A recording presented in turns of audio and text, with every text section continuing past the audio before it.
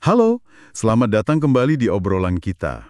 Pernah nggak sih Anda merasa agak canggung gitu pas baru naik jadi supervisor? Misalnya pas harus ngasih arahan ke temen yang dulunya satu level.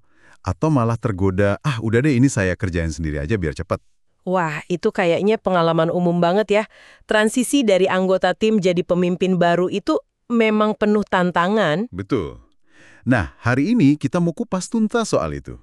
Kita punya dua sumber nih. Satu artikel tentang kesalahan-kesalahan umum supervisor baru, sama satu lagi deskripsi program pelatihan namanya Sekolah Supervisor Hebat. Oke, menarik. Jadi kita mau lihat jebakan-jebakannya apa aja, terus gimana cara ngatasinnya gitu ya? Tepat. Kita coba bedah 5 jebakan utama dan gimana pelatihan yang terstruktur kayak gitu mencoba menjawabnya. Ini relevan banget loh buat Anda yang baru dipromosikan atau lagi bimbing supervisor baru. Atau sekedar penasaran aja sama dinamika kepemimpinan lini depan ya? Nah, oke, kita mulai dari artikelnya dulu ya. Ada 5 kesalahan fatal nih, yang sering banget kejadian. Yang pertama, tadi udah kita singgung dikit, soal susah lepas dari pekerjaan teknis. Ah, iya. Alasan klasiknya lebih cepat kalau saya kerjakan sendiri. Padahal itu jebakan kan? Betul banget. Terus yang kedua, berusaha jadi teman buat tim, bukan jadi pemimpin. Jadi agak segan gitu mau negur atau kasih feedback kritis, takut nggak disukai. Ini dilema klasik juga. Pengen akrab tapi harus tegas juga. Iya. Ketiga, micromanagement. Tahu kan? Iya. Ngawasin kerjaan tim detil banget, sampai mereka kayaknya nggak bisa napas dan susah berkembang. Wah, ini bisa bikin demotivasi banget sih buat tim. Keempat, komunikasi yang kurang efektif. Misalnya, nggak bisa nerjemahin arahan dari atasan jadi tugas yang jelas buat tim, atau sebaliknya. Jadi kayak ada loss in translation gitu ya, antara atas sama bawah. Nah, itu dia. Dan yang kelima, ini juga sering, sungkan minta bantuan. Merasa pokoknya harus bisa semuanya sendiri, nggak mau kelihatan nggak tahu di depan atasan atau mentor. Oke, 5 poin ini menarik banget sih. Karena kalau kita lihat, ya akarnya tuh seringkali sama. Belum ada pergeseran mindset yang tuntas.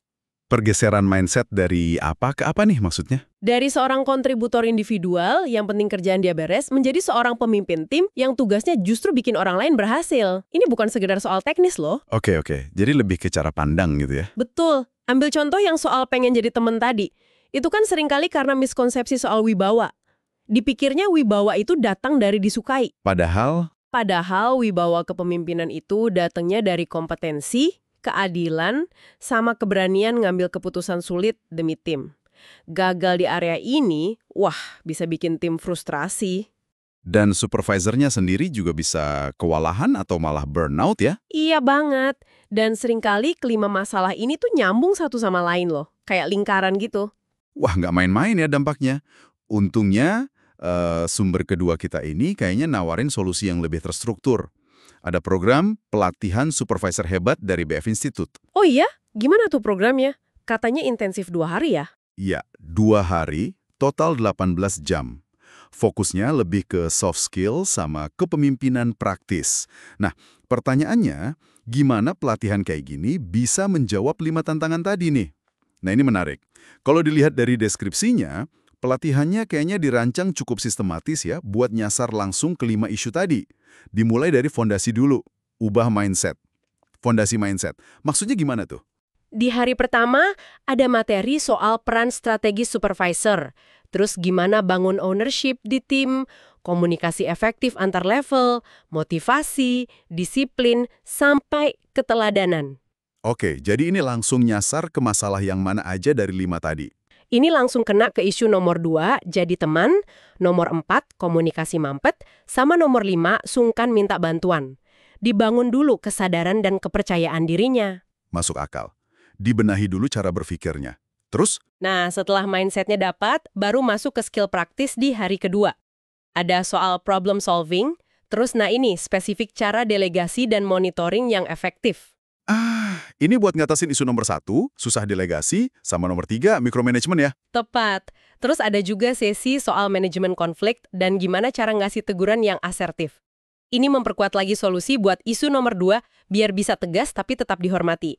Jadi pendekatannya lengkap, dari hulu ke hilir lah istilahnya. Kedengarannya komprehensif ya? Dan katanya nggak cuma teori aja kan? Ada hasil konkretnya juga? Iya, disebutin ada sertifikat resmi, terus peserta diminta bikin rencana aksi 30 hari, dapat materi juga, bahkan ada konsultasi follow-up selama 14 hari setelah pelatihan. Wah, bagus tuh ada follow-up-nya. Terus target pesertanya siapa aja nih? Cukup luas sih, mulai dari supervisor yang baru banget naik, group leader, calon supervisor, pemimpin tim produksi atau operasional, bahkan sampai manajer HR atau training yang mau mengembangkan timnya. Oke, jadi kalau kita tarik benang merahnya nih ya, buat Anda para pendengar, intinya apa sih? Jadi pemimpin yang efektif itu ternyata bukan bakat lahiriah semata ya. Betul banget. Itu adalah keahlian yang perlu dan bisa dilatih. Wajar kok kalau supervisor baru bikin kesalahan di awal-awal, namanya juga belajar. Tapi kuncinya adalah mengenali potensi jebakan-jebakan tadi. Terus proaktif belajar biar nggak jatuh ke lubang yang sama gitu ya. Nah, itu dia. Ada kutipan bagus dari materi pelatihan itu. Supervisor yang lemah bisa bikin tim kuat jadi kacau, tapi supervisor yang hebat bisa bikin tim biasa jadi luar biasa. Wah, dalam banget tuh artinya. Iya kan? Ini nunjukin betapa krusialnya investasi buat ngembangin pemimpin di lini depan. Pelatihan kayak gini ya tujuannya itu, bangun mindset dan skill yang tepat.